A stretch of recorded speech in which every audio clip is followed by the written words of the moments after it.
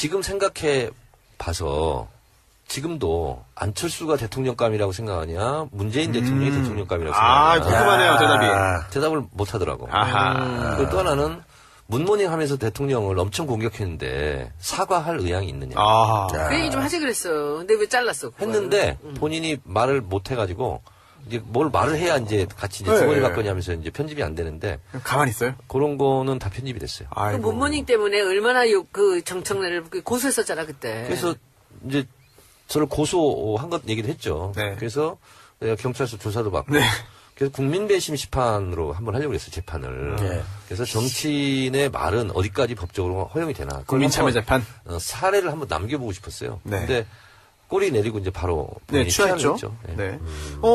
박지원 전 대표 이야기 나온 김에 국민의당 얘기 좀 한번 좀 해볼까요? 예. 네. 국민의당은 사실 지난번에, 모두가 결론을 예상했던 끝장 토론. 예. 역시나 끝장이 안 났습니다. 계속 그냥 평행선인데, 지금도 뭐 계속 그래요? 네, 지금도 계속 그래요. 언제까지 그래요?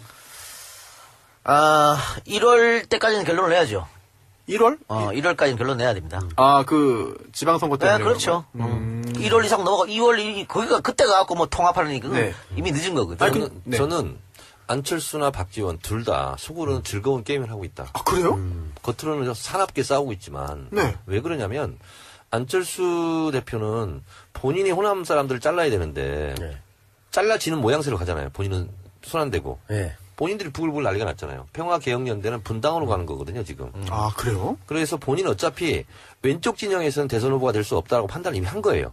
그래서 당대표도 나간 거고, 그래서 유승민한테도 구애작전을 하는 거고, 그래서 오른쪽 진영 대표가 되고 싶어 하는 것 같아요.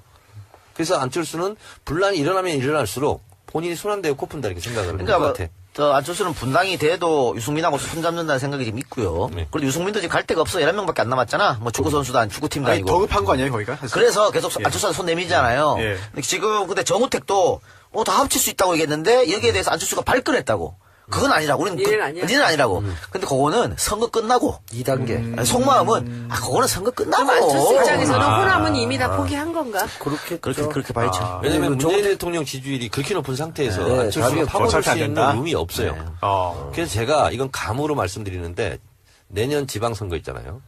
안철수 당, 뭐 국민의당 있지, 안철수 당 있지, 안철수 당, 네. 바른당, 자유한국당 있잖아요. 수도권을 하나씩만 내는 걸로 선거연대를 할 수도 있습니다. 그러니까 그렇군요. 인천은 자유한국당 유정복, 네. 경기도는 바른정당 남경필. 남경필. 어디 가나 우리가 다 잡을 수 있을 것 같은데. 그러니까 그래봤자 자기가 다 여기지.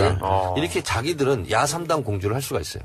그렇군요. 근데 공교롭게 이렇게 세 당이 하나씩 지금 후보를 그렇네. 현직을 가지고 있어요. 그러니까 이 얘기가 왜 맞을 수 있냐면 정우택이 지금 다 합칠 수 있다고 얘기한 이유도 앞에 뭘 깔았냐면 문재인 독주거든.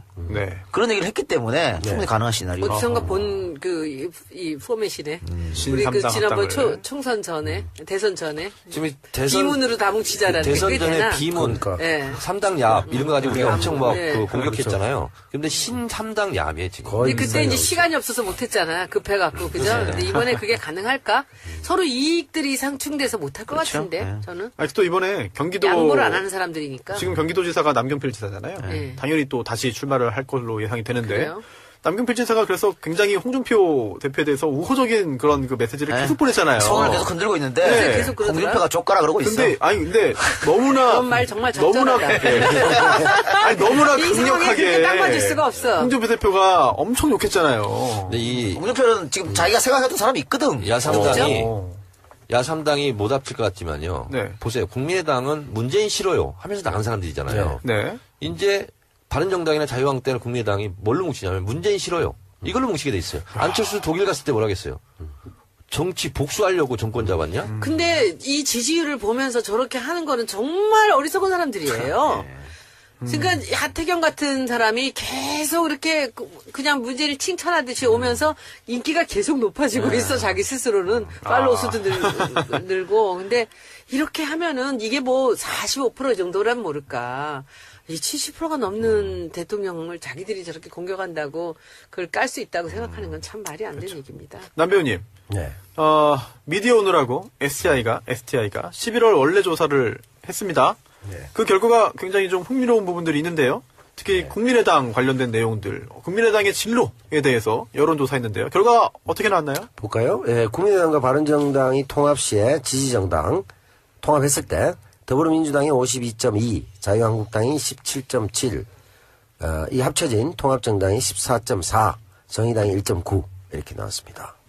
그리고 국민의당과 바른정당이 통합했을 때 호남지역 국민의당 의원들의 행보 이게 중요한데 더불어민주당으로 가야 된다 28.5, 통합에 함께해야 된다 27.1, 독자 세력으로 남아야 한다 25.0 이렇게 딱 됐어요. 3등분은 안 했네요. 야, 예, 첫 번째 그 여론조사 뭐 통합정당이 14.4 굉장히 올랐잖아요. 그러니까 별 의미 없고요, 이거는. 예, 이거는 그러니까 의미 없는 조사고요. 두 번째는 딱 3분의 1인데 네. 지금 호남 지역 응답자만 조사한 게 있죠. 그렇죠. 요게 더 중요하지. 요게 이제 보면 호남 지역의 여론이죠. 더불어민주당으로 가야 된다. 44.2입니다. 통합에 함께 해야 된다. 24.3. 독자 세력으로 남아야 한다. 22.2. 그러니까 3등분 되기도 한데 호남 지역 여론으로 봤을 때는 야 그냥 반성하고 들어가. 이게 이제 반 정도가 된다. 네. 굉장히 자기들은 고민되는 상황일 수. 왜냐면은 지금 호남 여론조사하면 뭐 민주당 지지율 압도적이고 네. 문재인 압도적. 대통령 지지율도 압도적이잖아요. 그렇죠. 그런데 이 사람들이 국민의당을 뽑았던 사람들이거든. 네. 그렇지. 그러니까 이런 결과가 나오는 아니, 거지. 어떤 조사는 30대 호남 조사했더니 문재인 대통령 지지율이 100% 나왔어요. 100%. 네, 한 명도 빠짐없이 다 지지한다는 그 결과가 나온 것도 있더라고요. 예. 북한입니까? 네. 아니 북한보다 더 많지. 북한보다 더 질투하는 하지. 겁니까, 지금? 아니 그러면 야당에서 사과하세요. 문재인 독주라고 하겠네. 문재인 독주죠. 아니, 북한보다 네. 더 문재인 독주. 이제 예상을 해본다면 저는 이렇게 저렇게 하지만 다 페인트 모션 헐리우드 액션이라고 예. 봅니다. 특히 박지원 이런 분들 하는 네네. 거거든요. 왜냐하면 가끔가다 이렇게 문재인 대통령 막 공격하잖아요. 네. 공격하고 싶겠어요 지금? 잘 보이고 싶지? 그렇죠. 근데 그냥 악으로 깡으로 하는 거예요. 저는 그게 오히려 처연하더라고요. 그래서 속마음은 아니 국민의당 간판으로 뭐든 되겠어요 지금 호남에서. 그래서 저는 본인이 이러든 저러든 간에 속마음은 하여튼 금배지 다시 한번 다는 거지 않겠어요? 그렇죠. 근데 더불어민주당에 들어오지 않으면 불가능하지 않겠어요? 네. 본인들이 무지하게 좀 고민스러울 거라고 보고 그렇죠. 어떻게든 간에 계기를 만들려고 노력할 텐데 문제는 호남에 우리 지금 원외 지역위원장들 있잖아요. 네, 다 있죠. 국민의당 그때 총선 때 바람 불어 다 날아갔잖아요. 네. 이분들이 지금 다 지역 밭을 갈고 있거든. 네. 그래서 만약에 그분들이 들어온다고 하는 순간 이분들이 가만히 있겠어요? 아니요. 난리 그리고 지금 더불어민주당 특히 핵심 지지층인 권리당원들은요. 네. 결사반대야 지금. 맞습니다. 아 그렇죠. 뭐 국민의당 박지원 의원 이런 같은 사람들 왜 들어오냐. 그래서 쉽지 않을 거예요. 네. 그리고 국민의당을 일단 했다는 것 자체가 설령 나중에 총선 때 네. 뭐 들어와서 경선을 한들 저는 추풍낙엽일 거라고 봅니다. 좋은 글씨가 될 수 있겠네요. 그러니까 일단은 평화개혁연대, 그러니까 이 당이 국민의당이 분당이 돼도 바로 들어온다는 건 말이 안 되는 거고 아마 평화개혁연대를 만들어 놓고 다시 한번 여론을 살피고 또 뭐 추파도 던져보고 할 거예요. 하는데 이미 뭐 당연하지 그건. 근데 이 사람들이 사실은 네. 민주당 깨고 나갈 때 다른 눈치를 본 게 아니야. 그 호남 유권자들이 뭐 계속 그렇게 했으면 좋겠다는 걸 보여주니까 그리고 결국은 국회의원 빼시다는 게 목적이었거든요. 그게 다 한 거잖아요. 근데 그렇죠. 그게 말씀 지금은 호남 유권자들이 다시 들어오라야. 그래서 머리 아픈 거예요. 그래서 안철수를 반대하고 평화개혁연대를 만든 거거든요. 네. 결국 이 평화개혁연대를 중심으로 해서 새로운 당이 만들어질 거예요. 그런데 이제 그 이후로부터 눈치 싸움 이쪽 네. 당에서는 계속 이뤄질 거라고 봅니다. 근데 저는 이랬으면 좋겠어요. 국민의당으로 어쨌든 분당해서 본인들이 국회의원이 됐잖아요. 그렇죠. 그러면 그 국민의당으로 다시 한번 심판을 받는 거지. 네. 왜 자꾸 꼼수 부리고 들어오려고 그러고. 그거 같으니까 그런 거. 센치가 좋거든. 그러니까. 한번 더 가고 싶거든. 좋아요. 당이 뭐가 지지율 떨어져 중요합니까? 있고 지금 안 될 것 같으니까 지금 배치가 빨리 중요하지. 하시잖아요. 그렇게 좋은가? 될 것 같은 순서 쪽으로 변호사. 지금부터 예. 계속 그렇게 나를 가는 보라고. 거지. 이용과 네. 탈당이 없잖아. 그러니까 안 되지 네. 않습니까? 아니, 융통성이 있어야 되는 거 아닙니까, 정치인이? 뭘 융통성이야. 아, 네. 원칙의 정치인. 원칙이 좋지, 원칙이. 그래요? 아직 젊은데 뭐. 아니, 이게 대선- 얼마나 떳떳해. 원칙을 지키면 나중에 대통령 되잖아요. 아니 쉽지 않네요. 선전하고 네. 간둔다 그랬어. 쉽지 않네요. 그치. 그래요? 그 말을 좀 후회하고 있습니다. 아니. 아니, 합의 6선입니까? 처음에 시작할 때, 국회의원은 3선하면 12년이잖아요. 네. 12년을 하면, 당대표가 되든, 아니면 대선에 도전하든, 시장. 아니면 광역단체장에 도전하든, 네. 그렇게 도전해서 되면 되는 거고, 네. 또 안 되면 어쩔 수 없는 거라고 저는 생각을 해요. 네. 그래서 저는 국회의원은 3선만 해야 되겠다. 아하. 그런 생각을 처음부터 했어요. 지금도요? 그래서 만약에 제가 이번에 3선을 달았으면 당대표를 나갈 수도 있고, 뭐, 서울시장을 나갈 서울시장. 수도 있고, 아니면 뭐 대선 경선에 나갈 수도 있고, 네. 저는 그리고 3선쯤 되면 그런 도전을 해야 된다고 봐요. 그래서 그런 사람들이 빨리 세대 교체가 돼야 돼. 되면 되는 대로 안 되면 안 되는 대로. 그래야 또 후배들이 또 들어오고 그 자리를 차지하고 네. 이렇게 되는 거 아니겠어요? 그래서 세상은 꿈꾸는 사람의 것이고 꿈의 크기가 삶의 크기를 결정하거든요. 그러니까 국회의원만 막 10선 해먹겠다. 네. 그것은 저는 꿈의 크기가 그렇게 크지 않다. 그렇게 봐요. 그래서 꿈의 크기대로 자기의 삶의 크기도 꾸려지는 거다. 이렇게 근데 뭐 서울시장 3선 아니어도 하실 수 있잖아요. 아니 그러니까 처음에 그렇게 색을 튀었지. 처음에 시작할 때 예, 시작을 예. 했어요. 중간에 10선으로 갔다가 다시 바뀌.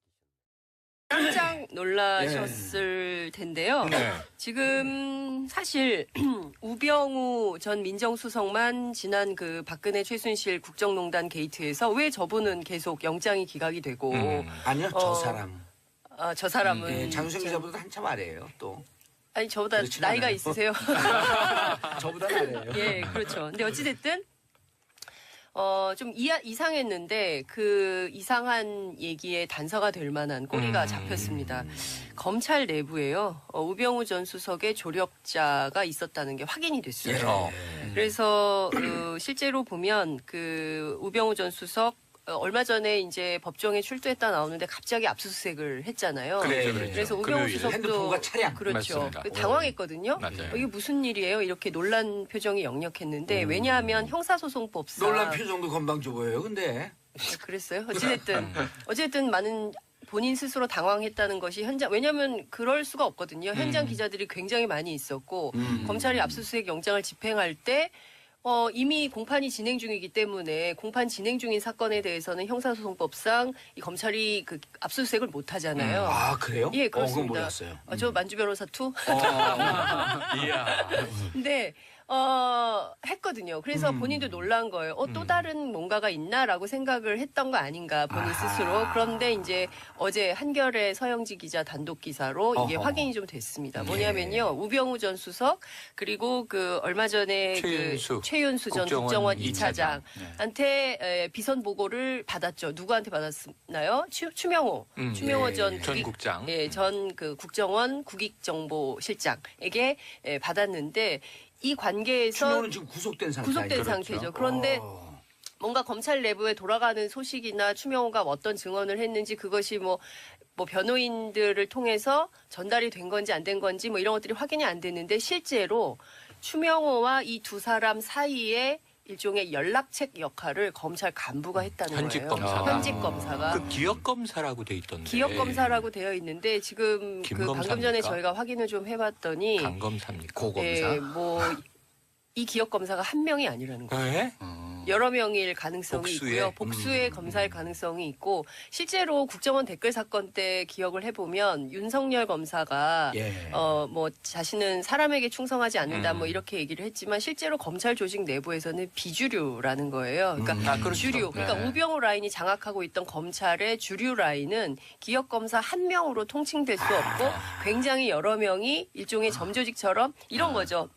우병우라는 잘 나가는 선배가 청와대 민정수석을 하고 있어요. 그러면 여러 후배들이 문자도 보내고 줄을 쫙 섰을 텐데. 그렇죠. 줄을 뭐도 서고. 알려주고 선배 사실은 이런 정보가 있어요. 이렇게 된다는데요. 검찰 수사가 이렇게 될 수도 있다는데요. 라고 일종의 검찰 내부에 그래서 우병우 라인 이런 얘기를 정치권에서 했던 거죠. 사단이라고 돼. 그렇죠. 우병우 들은 얘기도 사단이라고 비슷한 게 네. 우병우 라인 그랬더니 진짜 대장이 우병우가 아니고요. 네. 검찰 내 그냥 기득권 세력이에요. 지금까지 그 똥똥거리면서 검찰을 네. 장하고 있었던. 다만 그 정점에 우병우가 한 팀의 한 멤버였었기 때문에 우병우 라인이라 그러지. 수뇌부에. 그냥 수뇌부. 지금도 밀려나지 않은 기득권 세력들이 윤석열 이 중앙지검장 이 팀을 우습게 본다는 거예요.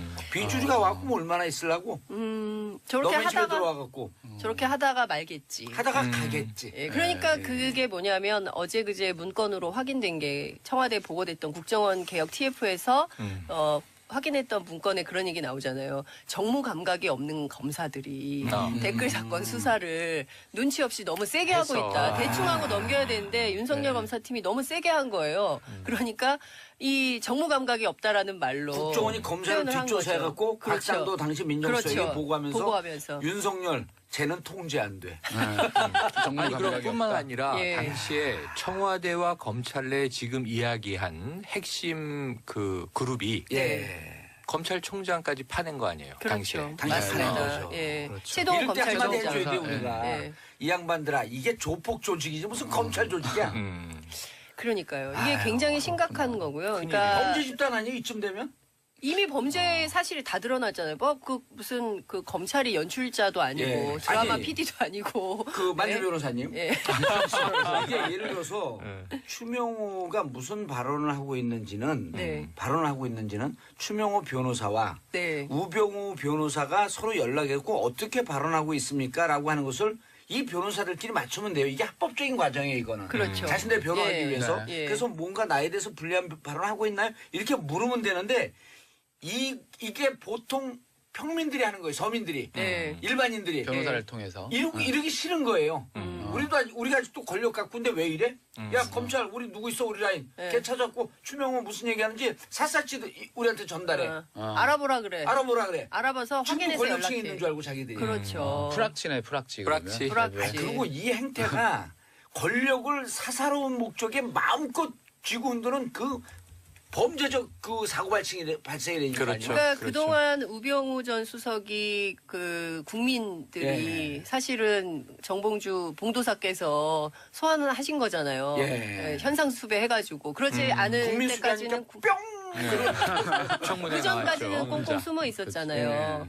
심지어 기자가 질문을 하는데도 레이저 광선을 쏘면서 뭐 그런 질문을 하냐. 그리고 본인에 대해서 다 끝났다고 하면서 그동안 여러분 수고 많이 하셨습니다. 이런 얘기까지 할 예. 정도로 그렇게 비아냥거리고. 위세등등하게 할 수 있었던 배경에는 바로 검찰 조직이 자신을 비호하고 있다. 그러니까 좀- 검찰의 기득권 세력이 총체적으로 우병우를 비호하고 있기 때문에 나는 두려울 것이 없다라고 생각을 했는데 그 꼬리가 이번에 아니, 잡힌 그러니까 거죠. 떠오르는 장면이 황제 수사라고 했지만 검찰청에 소환됐을 때 예. 본인이 조사받으러 갔는데 그렇죠. 파카 그렇죠. 걸치고 책상에 걸터앉아서 팔짱 네, 끼던 그 장면이 사진. 그냥 나온 것이 아니었다. 아니죠. 맞아. 여전히 표정이 그렇다. 미소를 살짝 띄고 있었고. 이게요. 교육부 한 국장이 술 취한 상태에서 네. 기자들한테 그랬잖아요. 어. 국민들은 개돼지다. 네. 아, 이렇게 예. 내부자들이라고 하는 영화에도 나오잖아요. 네. 나오죠. 민중 개돼지들이야. 네. 그런데 이게 두 개를 묶어보면은 우병우와 그 검찰 기득권 세력도 이렇게 생각하는 거예요. 국민들 개돼지들이 좀 날뛰다가 없어지겠지. 얼마나 날뛰려고. 근데 우린 기득권 세력으로 우리 권력을 지켜야 되니까 서로 간에 자기들끼리 소통을 하는 거예요. 이거는요. 증거 인멸이에요. 그렇죠. 예. 그러니까 비 지나갈 때까지만 견뎌 뭐 이러면서 예. 이제 서로 버티는 거죠. 예. 근데 그 뭐 여기다 이제 또 하나 논리도 하면 그 김진태 의원이 그랬잖아요. 촛불은 바람 불면 꺼진다. 안 꺼져요. LED인데. 그러니까. LED. 그 LED 맞아요. 촉을 다 가지고 나왔었잖아요. 근데 지금 아직도 어쨌든 있어요. 검찰이 이 기억 검사에 대해서 지금 감찰을 시작한다고 하는데 일각에서는 하도 조사받다가 스스로 목숨을 끊는 경우가 왕왕 발생하기 때문에 얼른 구속 수사해야 된다. 이런 주장을 보호를 위해서. 예, 보호를 위해서 반경 기자 한마디 했어요. 보호를 위해서. 신경을 확보해야 찔러서. 되니까. 그렇죠. 그런데 어찌됐든 만약에 여러 명이 있다고 한다면 실제로 이 뿌리를 이번에 확실히 캐내서 다시는 이런 일을 하지 못하도록 철저한 감찰을 통해서 검찰 바로 세우기를 해야 된다고 생각이 좀 듭니다. 그리고 이분들이 자기들끼리 권력에 있을 땐 힘 있는 것처럼 큰 소리 빵빵 치지만요. 누구 하나 또 딱 그 걸려 들어가잖아요. 네. 비겁하게 짝이 없어 딱 숨어요. 바퀴벌레처럼. 친박. 친박이 그렇잖아요. 아니, 그 똑같네. 의리가 없어요, 의리가. 제가 법조 오래 출입한 기자한테 한겨레 기자한테 기억이 누구야 그랬더니 예. 그게 한두 명인 줄 아세요? 아, 그게 기득권 세력의 그 부정한 네. 기득권 세력이 정의로운 새로운 세력에 저항을 하는 거네요. 그렇죠. 오래돼온 역사죠. 그렇죠. 어찌 그러니까 보면. 대한민국에서 계속 그 많은 국민들이 현장에서 예. 좌절하거든요. 정의로운 목소리를 냈다가 결국 자기만. 그러니까 이게 뭐냐면 공익 제보자들도 그런 경우를 많이 맞아요. 당하고 내부 문제가 맞아요. 있다고 제기를 하면 문제 있는 사람이 오히려 더 큰 손해를 보고 더 큰 피해를 당하니까 아예 그냥 입을 다물어 버리자. 말해서 뭐해 이렇게 되는 거거든요. 이걸 바꿔야 된다는 겁니다. 이 방송을 듣고 있는 검찰 관계자들 혹은 검찰 가족들 반성하셔야 됩니다. 진짜. 대한민국을 위해서 반성해야 돼요. 그리고 본인들을 위해서도 반성해야 돼요. 그래서 이번에 네. 우병우 전 구속은 구속 라인에 한 발짝 더 다가선 거라고 볼 수 예. 있고요. 실제로 지금 검찰 내부에서 우병우 전 수석에 대한 소환 일정을 조율하고 있는 걸로 확인이 이건 됐고요. 증거인멸이 확연하기 때문에 확연하게 드러났기 때문에 이거는 정말 피해갈 수가 없게 됐어요. 이거는 진짜 만약에 딱 법원에서 걸렸어요. 기각하게 되면 그분도 네, 부정한 기득권 세력임에 그렇죠. 스스로 예. 자인하는. 그렇습니다. 근데 이게 검찰 내부에만 있겠냐는 거예요. 그럼요. 법원 내부에도 있을 수 있고요. 그래서 실제로 지난번에 그 영장 기각했던 김관진. 판사, 네. 그 판사 문제가 계속 제기가 되는 맞아요. 이유가 있는 오모 겁니다. 판사, 권모 판사. 예, 예, 동향이고 이름 얘기 안 대학. 합니다. 예. 약 올리면 얘기 확 해버려요, 근데. 네. 알겠습니다. 다음 뉴스 다 이게 그래서 김관진 구속 적부심에서 석방되고 네. 이때까지만 해도 그럴 수 있겠다 했는데 임관빈까지 석방하니까 그렇죠. 기득권의 저항 맞습니다. 이렇게 봤다는 사람. 이준석 위원장 상한가? 저는 이제 윤석열 중앙지검장 또는 이제 검찰 조직, 제가 또는이라고 한 이유는 뭐냐면은 예. 둘 중에 누가 상한가가 될지 모르겠어요. 잠깐만. 윤석열 서울중앙지검장하고 검찰 조직이라면 지금으로 보면은 약간 상반된 느낌인데, 왜냐면 윤석열 지검장이 일종의 팽을 당했다가 이번에 다시 쓰이면서 뭔가 개혁을 하지 않겠느냐 기대하고 이게 있는 거잖아요. 전쟁에 공격하는 쪽이 항상 이기는 건 아니거든요.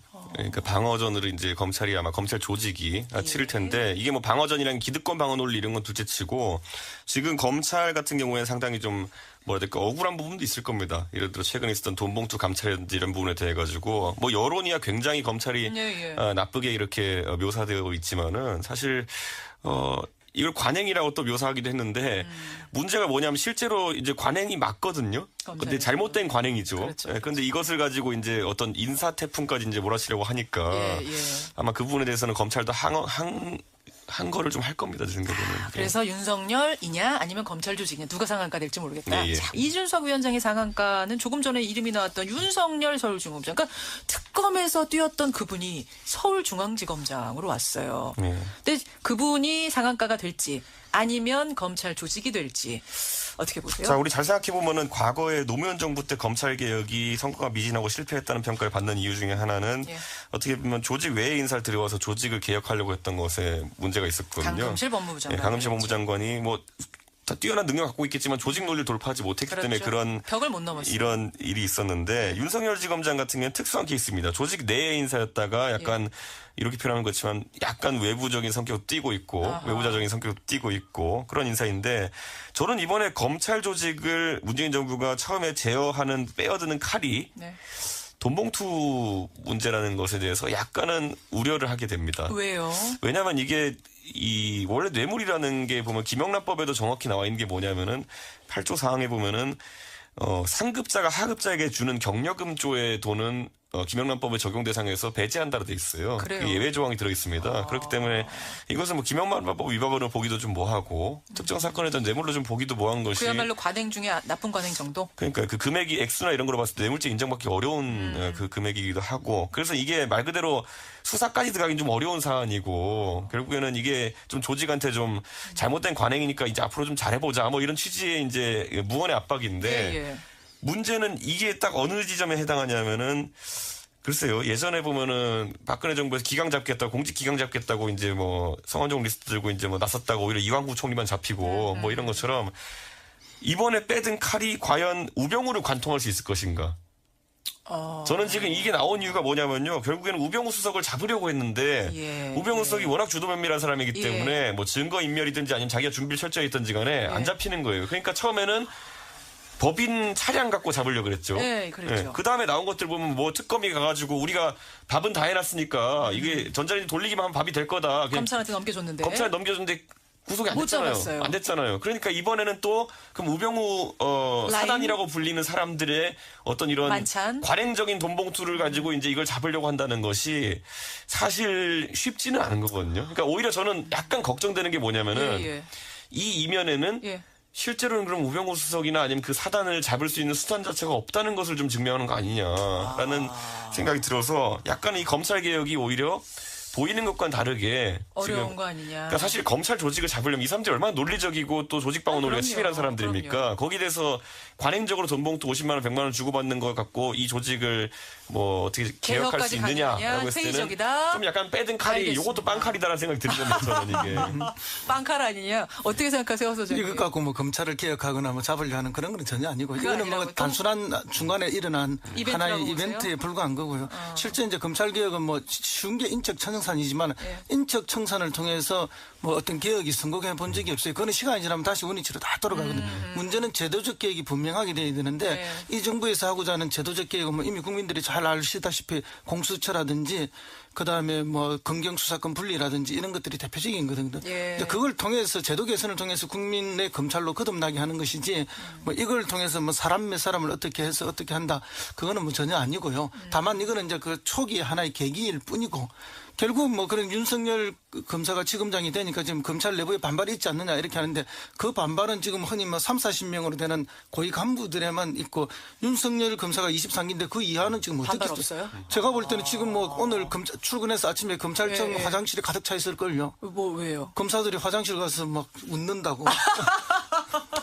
좋아가지고 잘 그렇죠. 됐다고. 일선 검사들이야 뭐 이번에 그래 우에 쭉 엎어서 나가주면 다 승진해야 될 건데. 승진은 줄줄이 할 저는 텐데. 이번에 그래서 5기 수납하기 했습니다. 저는 제가 이번에 이 인사들을 보면서요. 아까 예. 제가 살짝 운을 띄웠는데 예. 김상조 교수 영입한 것이랑 예, 그리고 예. 윤석열 지검장 임명한 걸 보면서 예. 이 둘이 그럼 공통적으로 지금 가지고 있는 과제가 뭘까 생각했을 때 뭐예요? 결국 박근혜 대통령 뇌물죄 입증에 대한 부분 그거를 잘 처리하자라는 의미가 아주 강조된 인사라 그렇군요. 보고요. 왜냐하면 이 둘 다 그 실무자들 아닙니까? 아까 제가 그러네요. 말했듯이 한 분은 논리를 제공했고 한 분은 실제 파트너였네요. 수사를 담당했기 때문에 윤석열 지검장에게 주어진 미션은 이 수사 과정에서 어쨌든 철저하게 수사가 이루어지도록 해라 정도의 아주 국지적인 미션이고 오히려 제가 봤을 때는 검찰 개혁 담당자는 여기가 아닐 것이다. 컨트롤 타워가 윤석열 지검장이 그쪽을 신경 쓰기보다는 오히려 내부를 좀 다독이는 역할을 하지 누구예요, 않을까. 그러면? 누구? 그거야말로 이제 조국 수석의 역할에 달린 것이 아닌가라는 알겠습니다. 생각하게 됩니다. 이준석 위원장 상한가?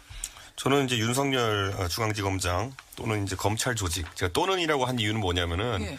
둘 중에 누가 상한가가 될지 모르겠어요. 아 잠깐만 윤석열 서울중앙지검장하고 검찰 조직이라면 지금으로 보면은 약간 상반된 느낌인데 왜냐면 윤석열 지검장이 일종의 팽을 당했다가 이번에 다시 쓰이면서 뭔가 개혁을 하지 않겠느냐 기대하고 이게 있는 거잖아요. 전쟁에 공격하는 쪽이 항상 이기는 건 아니거든요.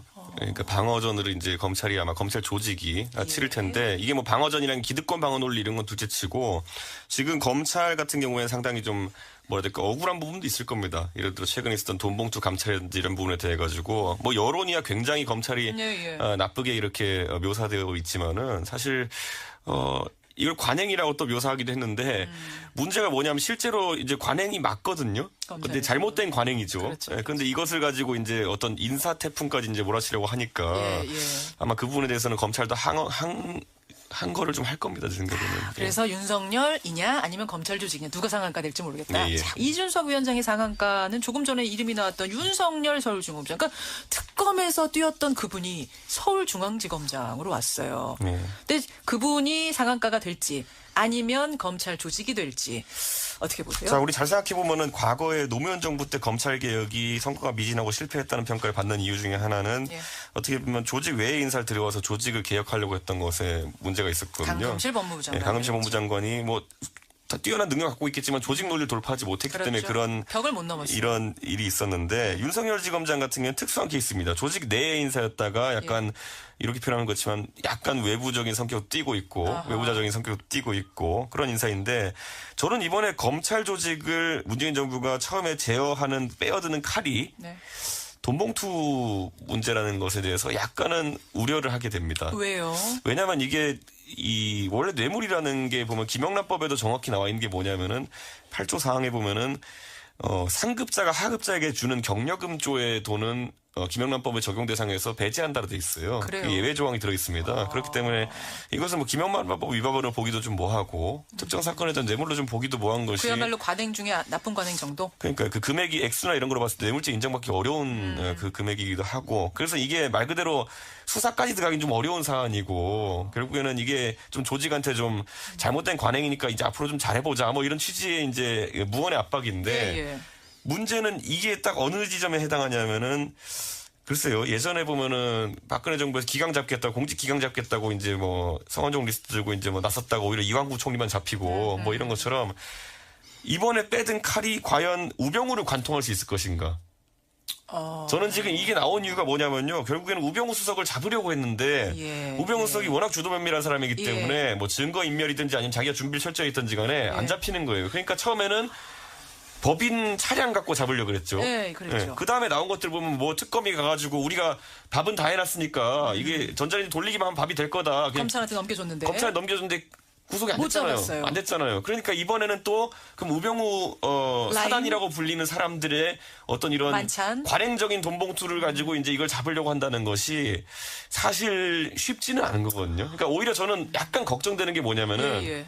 이 이면에는 예. 실제로는 그럼 우병우 수석이나 아니면 그 사단을 잡을 수 있는 수단 자체가 없다는 것을 좀 증명하는 거 아니냐라는 생각이 들어서 약간 이 검찰 개혁이 오히려 보이는 것과는 다르게 어려운 지금 거 아니냐. 그러니까 사실 검찰 조직을 잡으려면 이 사람들이 얼마나 논리적이고 또 조직 방어 논리가 그럼요. 치밀한 사람들입니까? 거기에 대해서 관행적으로 돈봉투 50만 원, 100만 원 주고받는 걸 갖고 이 조직을 뭐 어떻게 개혁할 수 개혁까지 가느냐, 있느냐라고 했을 때는 회의적이다. 좀 약간 빼든 칼이 알겠습니다. 요것도 빵칼이다라는 생각이 드는 겁니다. 저는 이게. 빵칼 아니냐. 어떻게 생각하세요, 소장님? 이것 갖고 뭐 검찰을 개혁하거나 뭐 잡으려 하는 그런 건 전혀 아니고 그거 이거는 아니라고 뭐 또? 단순한 중간에 일어난 이벤트라고 하나의 보세요? 이벤트에 불과한 거고요. 실제 이제 검찰 개혁은 뭐 쉬운 게 인적 청산이지만 예. 인적 청산을 통해서 뭐 어떤 개혁이 성공해 본 적이 없어요. 그거는 시간이 지나면 다시 원위치로 다 돌아가거든요. 문제는 제도적 개혁이 분명하게 돼야 되는데 네. 이 정부에서 하고자 하는 제도적 개혁은 뭐 이미 국민들이 잘 아시다시피 공수처라든지 그다음에 뭐 검경수사권 분리라든지 이런 것들이 대표적인 거거든요. 예. 이제 그걸 통해서 제도 개선을 통해서 국민의 검찰로 거듭나게 하는 것이지 뭐 이걸 통해서 뭐 사람 몇 사람을 어떻게 해서 어떻게 한다 그거는 뭐 전혀 아니고요. 다만 이거는 이제 그 초기 하나의 계기일 뿐이고 결국 뭐 그런 윤석열 검사가 지검장이 되니까 지금 검찰 내부에 반발이 있지 않느냐 이렇게 하는데 그 반발은 지금 흔히 뭐 3, 40명으로 되는 고위 간부들에만 있고 윤석열 검사가 23기인데 그 이하는 지금 어떻게 반발 없어요? 제가 볼 때는 지금 뭐 오늘 출근해서 아침에 검찰청 예, 예. 화장실에 가득 차 있을걸요. 뭐 왜요? 검사들이 화장실 가서 막 웃는다고.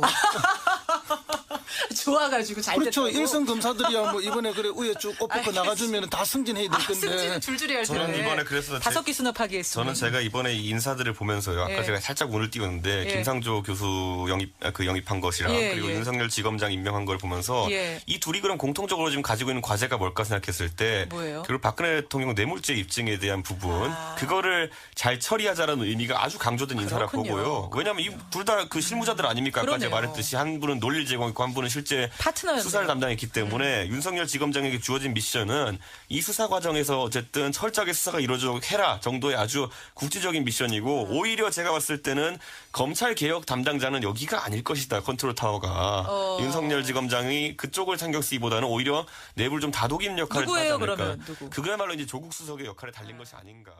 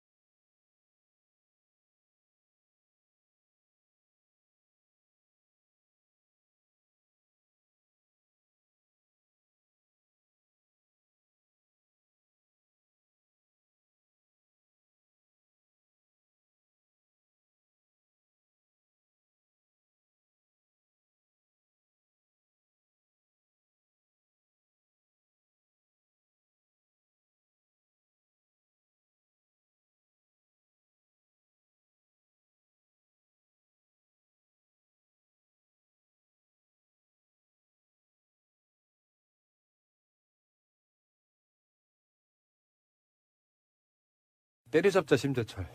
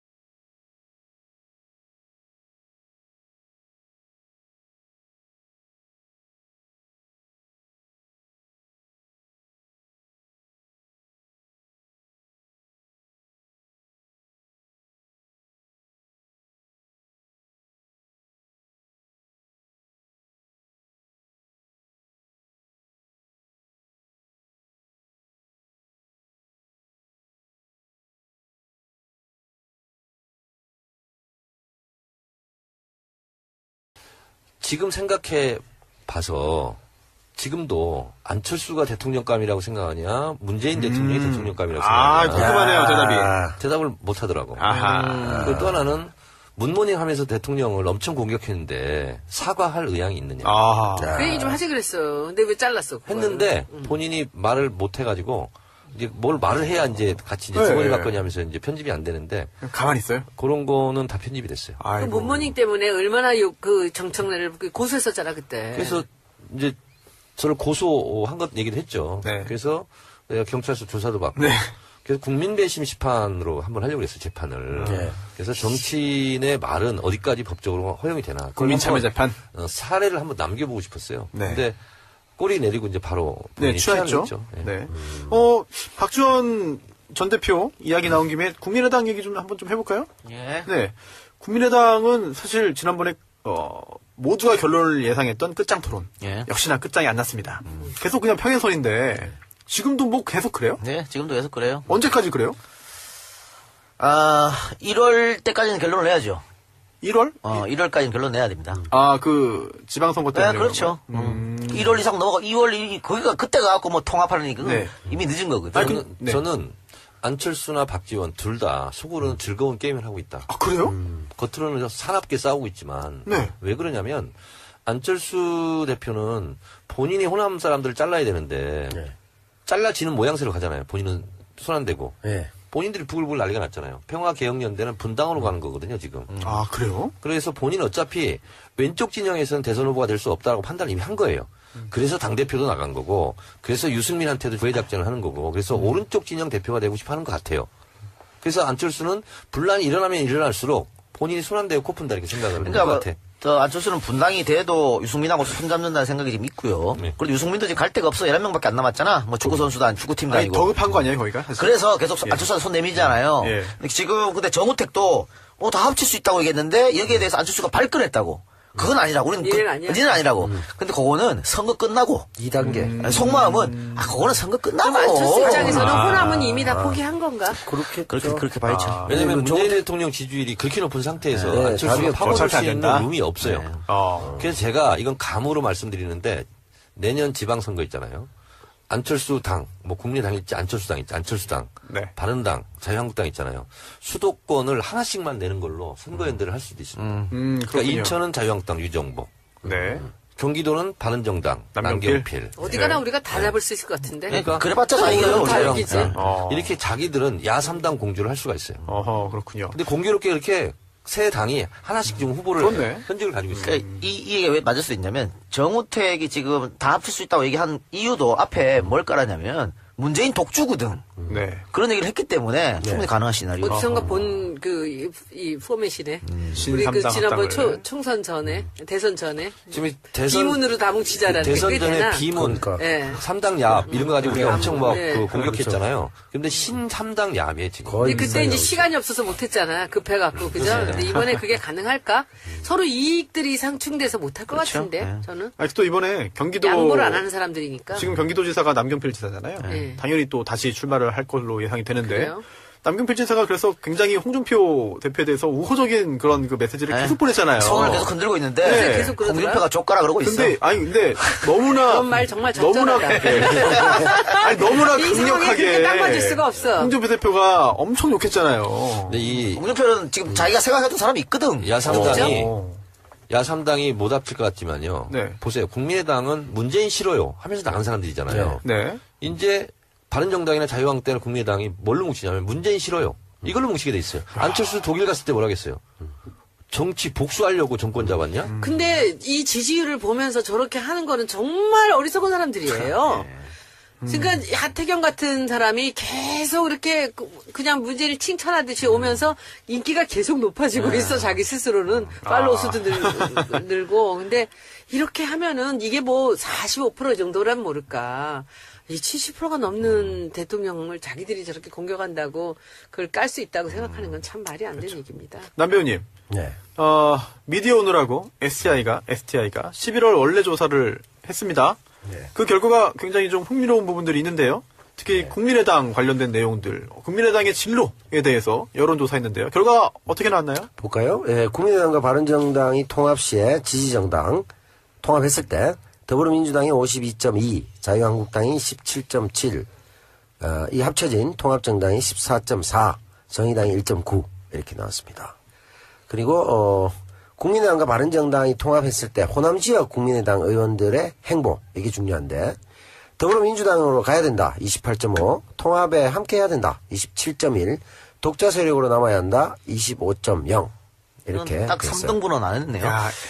예, 첫 번째 그 여론조사 뭐 통합정당 14.4 굉장히 올랐잖아요. 별 의미 없고요, 이거는. 예, 이거는 그러니까 의미 없는 조사고요.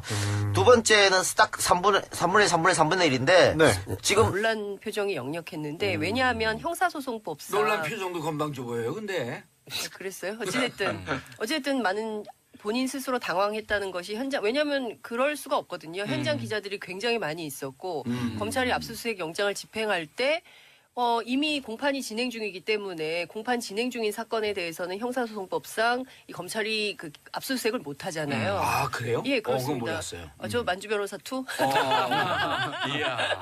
근데 했거든요. 그래서 본인도 놀란 거예요. 또 다른 뭔가가 있나라고 생각을 했던 거 아닌가 본인 스스로. 그런데 이제 어제 한겨레 서영지 기자 단독 기사로 이게 확인이 좀 됐습니다. 뭐냐면요, 우병우 전 수석 그리고 그 얼마 전에 최윤수 전 국정원 2차장한테 비선 보고를 받았죠. 누구한테 받았나요? 추명호 전 국장. 전 그 국정원 국익정보실장에게 받았는데.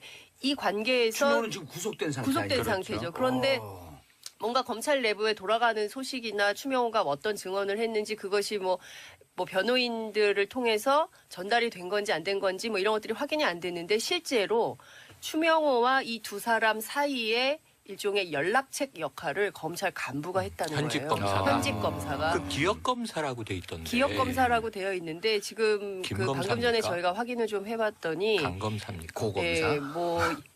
이 기억 검사가 한 명이 아니라는 거예요. 네? 여러 명일 가능성이 복수의? 있고요. 복수의 검사일 가능성이 있고 실제로 국정원 댓글 사건 때 기억을 해보면 윤석열 검사가 자신은 사람에게 충성하지 않는다 뭐 이렇게 얘기를 했지만 실제로 검찰 조직 내부에서는 비주류라는 거예요. 그러니까 주류. 그러니까 우병우 라인이 장악하고 있던 검찰의 주류 라인은 기억 검사 한 명으로 통칭될 수 없고 굉장히 여러 명이 일종의 점조직처럼 이런 거죠. 우병우라는 잘 나가는 선배가 청와대 민정수석을 하고 있어요. 그러면 여러 후배들이 문자도 보내고 줄을 쫙 섰을 텐데. 그렇죠. 또 알려주고 선배 사실은 이런 정보가 있어요. 이렇게 된다는데요. 검찰 수사가 이렇게 될 수도 있다는데요. 라고 일종의 검찰 내부에 그래서 우병우 라인 이런 얘기를 정치권에서 했던 거죠. 그렇죠. 우병우 사단이라고 비슷한 게 우병우 라인 그랬더니 진짜 대장이 우병우가 아니고요. 검찰 내 그냥 기득권 세력이에요. 지금까지 그 떵떵거리면서 검찰을 장악하고 있었던. 다만 그 정점에 우병우가 한 팀의 한 멤버였었기 때문에 우병우 라인이라 그러지. 수뇌부에. 수뇌부. 지금도 밀려나지 않은 기득권 세력들이 윤석열 이 중앙지검장 이 팀을 우습게 본다는 거예요. 비주류가 와갖고 뭐 얼마나 있으려고. 저렇게 하다가 호남 지역 응답자만 조사한 게 있죠. 그렇죠. 요게 더 중요하지. 요게 이제 보면 호남 지역의 여론이죠. 더불어민주당으로 가야 된다 44.2입니다. 통합에 함께 해야 된다 24.3. 독자 세력으로 남아야 한다 22.2. 그러니까 3등분 되기도 한데 호남 지역 여론으로 봤을 때는 그냥 반성하고 들어가. 이게 이제 반 정도가 된다. 굉장히 자기들은 고민되는 상황일 수. 왜냐면은 지금 호남 여론조사하면 뭐 민주당 지지율 압도적이고 문재인 대통령 지지율도 압도적이잖아요. 그렇죠. 그런데 이 사람들이 국민의당을 뽑았던 사람들이거든. 그렇지. 그러니까 이런 결과가 나오는 거지. 어떤 조사는 30대 호남 조사했더니 문재인 대통령 지지율이 100% 나왔어요. 100%? 네, 한 명도 빠짐없이 다 지지한다는 그 결과가 나온 것도 있더라고요. 북한입니까? 네. 아니, 북한보다 더 많지. 질투하는 겁니까, 지금? 아니, 그러면 야당에서. 사과하세요. 문재인 독주라고 하겠네. 문재인 독주죠. 아니, 북한보다 문재인 독주. 예상을 해본다면, 저는 이렇게 저렇게 하지만 다 페인트 모션 헐리우드 액션이라고 봅니다. 특히 박지원 이런 분들 하는 거거든요. 왜냐면, 가끔가다 이렇게 문재인 대통령 막 공격하잖아요. 공격하고 싶겠어요, 지금? 잘 보이고 싶지? 근데 그냥 악으로 깡으로 하는 거예요. 저는 그게 오히려 처연하더라고요. 그래서 속마음은 아니 국민의당 간판으로 뭐든 되겠어요 지금 호남에서. 그래서 저는 본인이 이러든 저러든 간에 속마음은 하여튼 금배지 다시 한번 다는 거지 않겠어요? 그렇죠. 근데 더불어민주당에 들어오지 않으면 불가능하지 않겠어요? 네. 본인들이 무지하게 좀 고민스러울 거라고 보고 그렇죠.